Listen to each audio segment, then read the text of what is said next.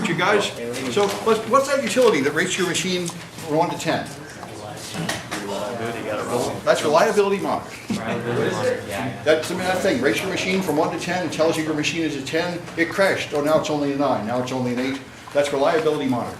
A new Windows 7 product makes it much easier to use Event Viewer because it makes it easy to spot which events out of the thousands are the interesting ones. So what are the hardware requirements for Windows 7 64-bit? 1 gigahertz processor, 2 gigs of RAM. No, what? You don't need 80. 20 gig. 20 gig is the minimum.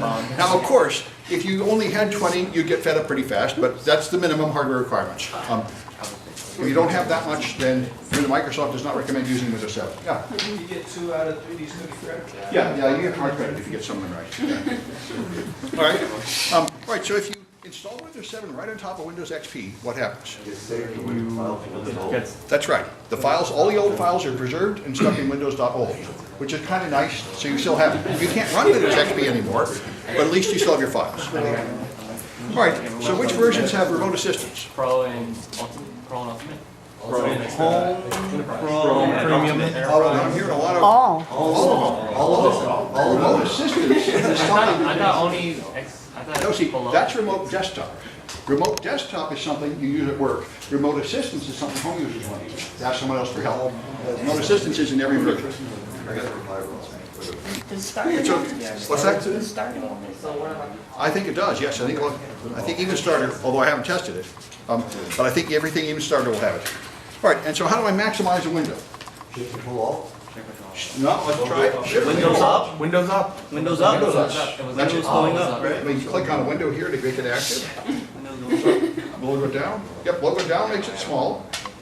Logo up will make it big, but I have to get it off the taskbar first. Right, it's logo up. That maximizes left puts it there, right puts it there. All right. Any questions about that stuff? No, because All right, let's charge into the new stuff. So,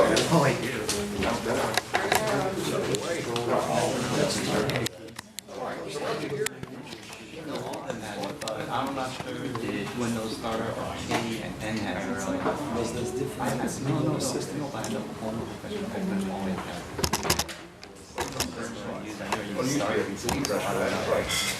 right. So there's a little bit about Windows Live, less than there used to be because a lot of the stuff in Windows Live actually isn't there anymore. But this is stuff you download from the web. This is Microsoft's attempting to move to a cloud service company, which is increasing very much more with Windows 8. Microsoft is trying to change the revenue model.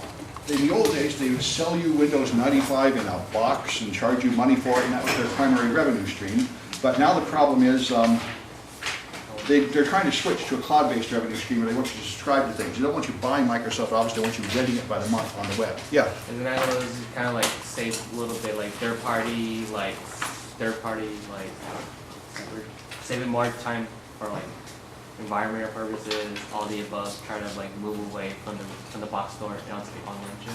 Yes, that's the point. People are deciding, why would you ever buy a physical object when what you want is software anyway? You just get it on the internet and download it. So anyway, they're moving to this stuff, so they're moving more and more of their products online.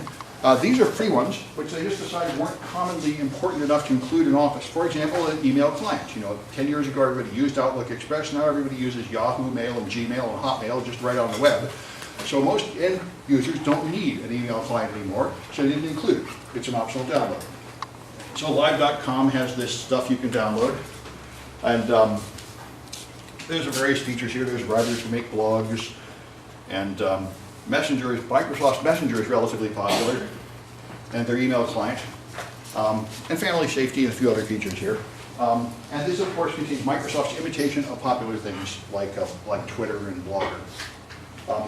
So this all requires you have a live ID. Yeah, a Hotmail address would work if you grandfather in from the old Hotmail system, but most people now just make a new live ID. And by the way, you do not have to have a Microsoft email account to have a live ID. The one thing always I have to remember is that my Windows Live ID is my Gmail address. You can do that. It's probably not the most sensible thing to do, but that's what I did. So Live Messenger gives you instant messenger, just like Yahoo Instant Messenger or AOL Instant Messenger. It's one of the other alternatives. I don't believe these things interoperate. I used to use these things years ago, and there was a big battle whether you could talk to people on Yahoo Instant Messenger with MSN Instant Messenger. I don't know, anybody using these things now? You know how well they work? Yeah, they've kind of fallen out of popularity. For a while, they would try to keep the users locked up, and Microsoft is the one trying to make their messenger talk to all the others, and the other people would keep changing their protocols, lock them out again.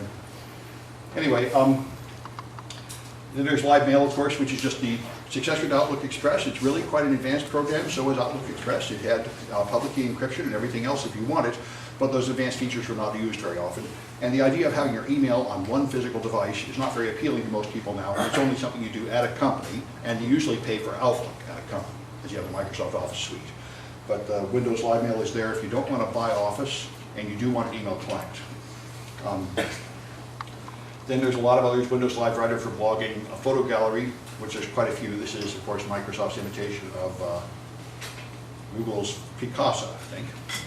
And Movie Maker, which made a lot of people really mad. The Windows XP Movie Maker was really quite powerful. You could edit movies and edit the soundtrack and cut in pieces, and they took all that out in the Windows 7 version and made everyone pretty unhappy. The Windows Movie Maker is much more rudimentary. You really can't do very much. If you want, in my opinion, I used to record videos and try to send them up. I still do short videos, and here's what I figured out. Make no attempt to edit them at all. Go to them at Google on YouTube, and you can edit them there. It's much faster and better. Anyway, although you can't do, if you really want to make something with frames and music and control the soundtrack and everything, then you need to get a professional movie editing program and a really powerful computer and spend a lot of time. But if you just want to like cut a few seconds off the end of a video, that kind of thing you can do at Google. So family safety is in your projects, you'll use it a bit. So this is a very popular activity. A lot of parents want to limit what their kids do online, and this is their attempt to do it. I haven't really tested it to see how powerful it is. I think the XP version of this was really pretty useless because it would only block websites, it would only block Internet Explorer, but they could just use Firefox and get right to them and stuff like that. I'm not sure if this is better. I think this now watches more applications. But if you really want to control what people are doing, this free stuff is for the birds. At home users pay for things like Cyber Nanny, and enterprise clients use a proxy server. And one simple way to do that is OpenDNS. OpenDNS will let you limit all the DNS resolution at your company, and so people can't get to the forbidden sites, and you can even get a log of who's been trying to get to them and stuff, all hosted in the cloud on a server. So that's one common solution to this, but there are many. But if you actually want to block a site, you have to not let anybody connect directly to the internet, force them to go through your proxy and cause your proxy to block it. All these things are pretty easily bypassed, and kids are very good at bypassing them. For example, how many kids really let the filters at high school stop them from getting Facebook? You really usually don't have to do anything more complicated than typing the IP address instead of facebook.com to bypass most filters. But even if they use a powerful filter, you can just set up a proxy website. And there's an endless chain of those. A website that just open a frame, and you can put another page in the frame. And so I'm going to Facebook, but the URL that the filter sees is not Facebook. I'm going to Sam's proxy, which has Facebook inside it. That's also how you bypass the Great Firewall of China, and there's a movement of people I heard about a couple of years ago setting up their home servers to do this, to help people in China get unfiltered internet. So it's all these things are pretty limited. If you really want to stop people from doing things, you have to shell out the money and get a real layer 7 firewall. That's what the college did. For example, in this room, we have students that were BitTorrenting Harry Potter movies, and we got DMCA takedown notices, because if you want to notice, the internet is really fast here. If you want to do BitTorrent, this is a great place to do it, and that gets us in a lot of trouble. So we had various attempts to stop them by limiting the privileges people had on the machines and stuff, and we finally just got a layer 7 firewall. We have a Palo Alto firewall. It recognizes BitTorrent packets and blocks them no matter what port they're on. That's how you do it. You get a firewall that knows what Facebook is, knows what Twitter is, knows everything, and you can just choose on a checklist of those features, and it will block them no matter what you do to hide them. That's what you have to do if you actually want to control what people are doing on the network. All right, Windows Live has their imitation like MySpace. I'm not even sure this thing is still up, but SkyDrive is really still up. SkyDrive is quite useful. And Office Live, this is now Office 365, I think, Microsoft's online Office suite. And that, people say it's pretty good. I hope so. I tried using Google Office and it was just worthless. I couldn't even put the gradebook for students in it. Even with a very fast internet connection, it was so miserable. You'd click a box and you couldn't even tell which box you were typing a score into. Students were getting the wrong scores and stuff. But Office 365 is probably better. Has anybody tried Office 365? How do you like it? It's good. Web apps are almost as good as the home versions. That's what I thought. That's what it should be. And it's not time Microsoft did this because Google's imitation, in my opinion, never really became useful. Google imitation Excel is just unusable, and Google's imitation documents is pretty primitive. Anyway, SkyDrive is Microsoft's online storage, and that's really continuing and is becoming more integrated into the Microsoft system in later versions. Server 2012, R2 is coming out soon, and I think with that will come an upgrade to SkyDrive that will let you digitally sign and encrypt all the documents all the time. Digital rights management is an issue that Microsoft has got to. It's a very good thing because I probably told you before, I went to a meeting and I told us about these. There's a huge problem with companies that people put company documents on their home machines and their Gmail and other places, and how do you stop that? The thing to do is to encrypt them all the time, and then the key is only accessible when they're logged into the company email. So even if they do make a copy somewhere else, they can only use it if they're the employee of the company, and when you fire them, they won't be able to open those documents anymore. That's a new feature coming, which is something everybody really needs, because everybody is suffering greatly from their data just leaking everywhere. It's on everybody's phone, it's on everybody's tablet. You don't even know how many copies people are making of it, and your top executives are the worst offenders because they carry it to meetings and stuff, and then they lose their tablet and their phone on the airplane, and now what do you do? So Windows Live, you can go to windowslive.com and sign in and use the live side of these services. So that's pretty simple stuff. I have a few itinerary about that, and then we'll get into profiles, which are a little more technical. Yeah, come get my clicker if you don't have one.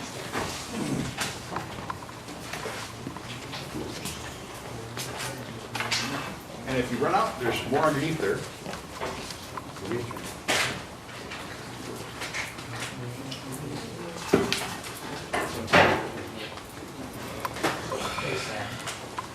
So in the earlier chapter, we talked about how you could do cache copies offline. Yes. Would that be a security issue? Yes, it is. Microsoft's offline files. That's a really old thing. They've been around longer than Dropbox to do essentially the same thing. And yes, if you do make offline copies of files, it does create an issue now if you lose your laptop or if you do it on your home machine, and there's an option to encrypt it.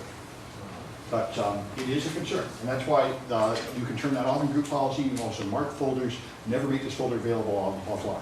Because exactly, you want to tell people you're not allowed to take a copy of this home. And now in these days of Dropbox, everybody's putting copies all over the place. So the current technique most companies have is to try to tell people not to do it. And you know that's not going to work. So really encrypting it all the time is a much better answer. Then even if they make a copy, I still know that after I fire them, they can't read that copy anymore, and that's at least some control over what's happening to those copies.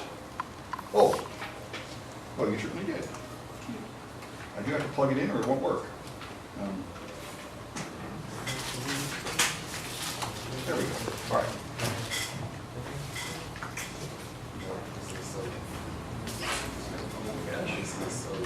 Okay, good. All right. So which of these is not included in Windows Live?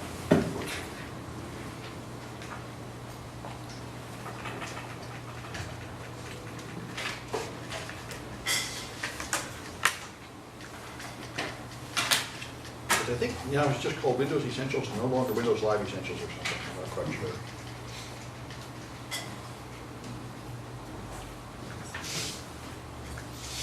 All right, guess I'll quit 35. Looks like the extra train. All right, Outlook Express is over. It's now called Windows Mail. All right. Which one of these do you need to be, if you want a personalized service, like Instant Messenger?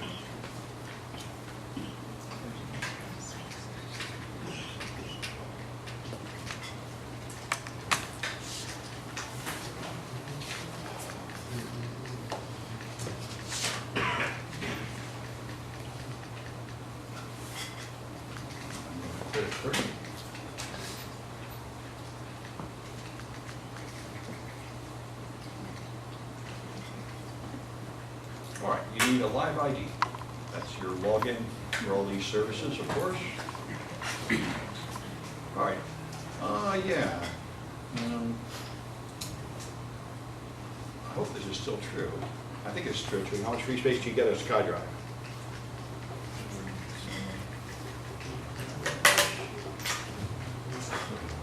I'm gonna Google before I create this one to make sure they haven't changed it. I'll quit at 30.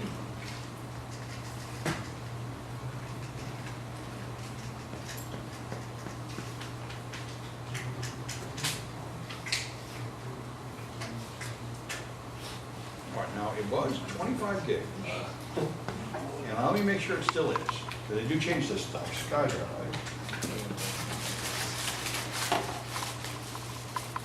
7 gigs. Lowered it. You gotta be kidding me, They right? did change it, so I'm not gonna, I thought something like that had happened, so I'm not gonna grade them.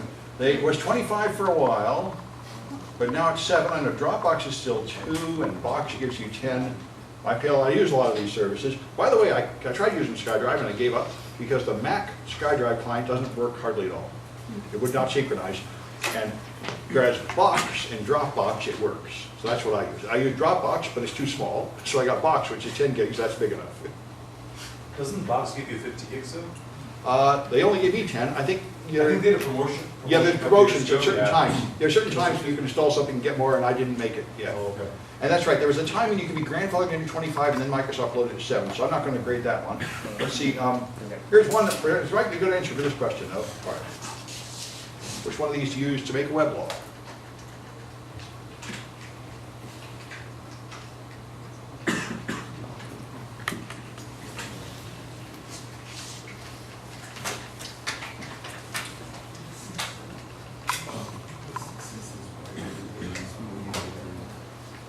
I'm going to put it 30.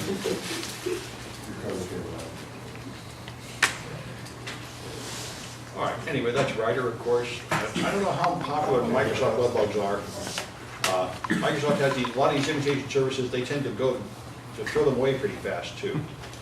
Let me just, Without telling anybody, Yep. without giving them like a heads up. yep, the worst one is the Kin. They actually made a cell phone designed just for children, which was a terrible idea, and they sold it, and 6 weeks after they started selling it, they canceled it. Like, that's really pretty wasteful. But anyway, they didn't ask me.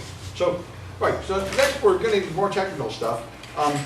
Windows Explorer is the program that draws the desktop, that puts the start button on there. It's the equivalent of Apple's Finder.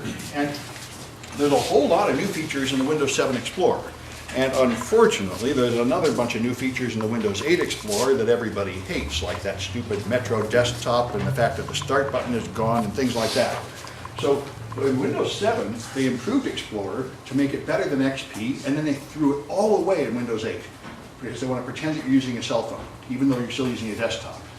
And presumably, by Windows 9, they will finally admit that that was a mistake and go back to something like Windows 7, but we will find out. Okay, so here you have these nice things. If you hover over a window, you see a preview of that window down here, and you have search almost everywhere, like right in the start button, and also right in all Windows Explorer windows, like this one. If I open this Documents folder, if I open Computer, this is Windows Explorer. And every one of these now has a search in the corner because Microsoft was quite humiliated when so many people using Windows XP found it necessary to download Google Desktop Search because it was so hard to find anything on your own computer. So they tried to respond by putting search all over the place to make it easier. And it certainly helps, for example, on the menu. I remember back in the days of XP, to pass the certification exam, you had to know how to find things. Start, Accessories, System Tools, Computer Management. You had to know where it was in the menus, and now you don't have to anymore. Now you just type start, type the name of it, and it just finds it. So that's really nice. As far as searching and finding files on your hard drive, it's still pretty incapable of doing that. It takes about 5 minutes. Anyway, so here's the features of Windows Explorer, which is often confused with Internet Explorer, but it's quite different, although the two are quite integrated together, which leads to a lot of security problems. So you got a navigation pane here where you can, as you scroll down, you can see the old-fashioned pane that has C and D and E, and you can expand it. Up here you see your favorites and these new libraries, which are what Microsoft XP called search folders. This is the address bar, and with these drop-down lists, the breadcrumbs they call it. This is the menu bar, file edit tool, which by the way does not show up by default. This is probably the number one problem when people go from XP to Windows 7. They can't find file and help. You have to press Alt to make this appear. It does not appear by default. And the toolbar is what we want you to use, these tool buttons, Organize, Preview, and Slideshow, instead of that menu. These are contents of the object you've selected here, and here's the preview of the object you selected there. And down at the bottom are details. So, we really put a lot of things in here. And it helps a lot to know the names of these things so you can refer to them properly. So here's the navigation pane. See, way down here is the really old-fashioned tree. C, Windows, System 32, and all that jazz. But what Microsoft's intention is that the place you probably want to be is here, just documents, music, and videos to find things that normal users want to find. Anyway, all right. The path is no longer present. If you look at my path right now, I should probably zoom in on that, actually. Gotta use this one. All right.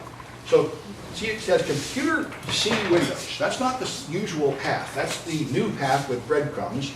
And you can, I guess I have to shrink it to use my mouse. If you click in the white space here, it turns into the old path, C Windows. That's how you see the more familiar path from MS-DOS. So that's what's really leading to the right place on a disk. But if you go to the new version, which I guess if I click down here, then this actually has the ability to have drop-down lists at each level. And that is something I really miss when I have to use Windows XP. Because I have tree structures. If I'm in C Windows System 32, you can type the first letter of a folder to get down to it. And then I want to go to C 10th, I can just go here. I can go up 2 and down 1 all in one motion, instead of having to go up, and then up to 10. So these things are pretty nice. They call them breadcrumbs. But if you actually want the old-fashioned path to type into an MS-DOS command, you have to click here to get it. That's the game with the new paths. All right, those are, you can also sort, if you go to details view, you can sort by name or date or anything else and group by date and first letter of file and such. I don't find this stuff incredibly useful, but it's available if you want to sort things. One thing that might possibly be useful here, by the way, which I don't think I put in the projects, but it is good to know, is that if you want to do something to a lot of files, you can actually select a whole group of files and then do actions on all of them at once, like copy them and even rename them and stuff. So that's one reason why it might be convenient to sort them, to get the files you want to do something to all in a convenient group. Anyway, you can change the headings. Let me set those headings. So if I look at something here, like your C Windows System 32, this is, looks like small icons view. If I choose the view and go to details, that is details, could have fooled me. But anyway, I have these headers. If you right-click any of these headers, you have the other headers available. I could add date created, authors, tags, and so on, and have more columns here. And you can sort by any of these. That's sorting by date, sorting by type, and so on. Sorting by size. One thing that's kind of funny is that it doesn't show the size of folders, but if you hover over folders, it tells you the size. So it knows, but it won't tell you. So that's kind of weird, because this is the eternal problem everybody always has. Why is my hard drive full? How do I find the big files to get off of? The only thing I know is to download third-party utilities to really efficiently do that. All right, and we talked about how breadcrumbs work. And you also have recent items here. This is one that often people overlook. You have a browser button here. I can go back like I would in Internet Explorer and forward, and I can click this and see the recent places I've been. And I can also click this and see another list of recent places I've been. Just like a browser. It works the same way as Internet Explorer. All right. And you can put things up in your favorites. I always do that with like Box, Dropbox, and such. I drag it up here in my favorites. You've either built-in things that Microsoft thought you might want, like documents and video, and you got desktop and downloads. You can add whatever you want up here, which does make it pretty handy. Anyway, I got a few questions about that, and then we're going to take a break. We'll gradually move into more and more technical stuff. All right. So which one of these is the breadcrumb tray?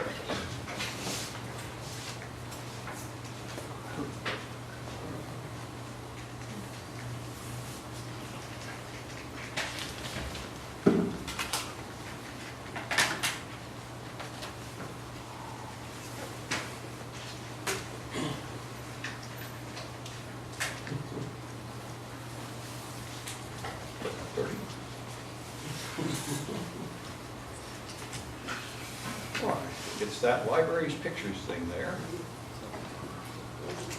And by the way, I don't think I demonstrated this, but it is an interesting thing to know that if you choose pictures, libraries pictures, now if you try to go to the old-fashioned path, It's just libraries, backslash pictures. That is not C Windows libraries or something. It's a, it doesn't live in any one folder on the disk.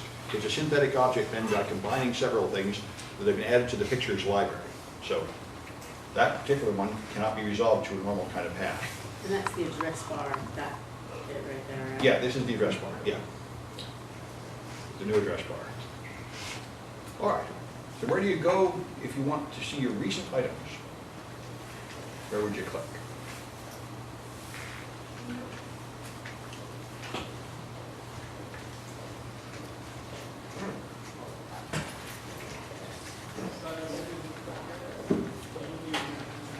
Looks like I put it 25 on this one, the answers are in.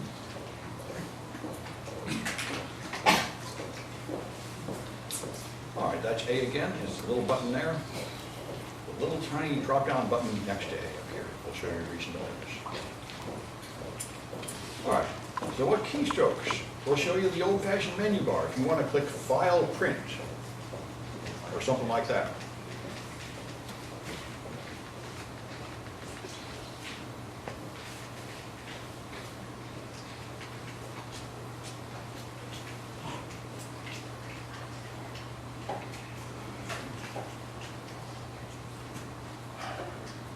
Go to 30.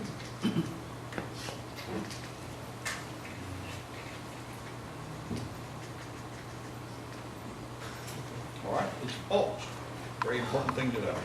Let me show you that actually. Yep, there's no file edit view. You have to press Alt and then it appears. You can't go into organized folder options and make it stay there all the time, but in a default install it's hidden, and that frustrates a lot of people that are used to that menu. Where did it go?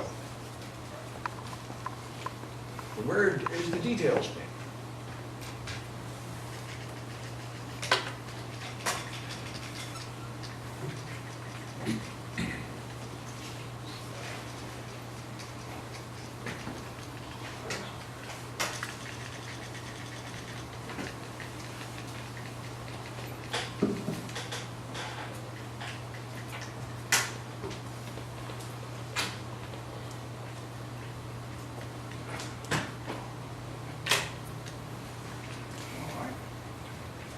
The one at the bottom, it's B. That's your details that has things like the file size and the date. This thing here is the preview pane. It doesn't tell you anything like the file size. That's all down here. All right, well, you might as well take a break and pick up just at 10. Gives you about 7 minutes to start your lesson.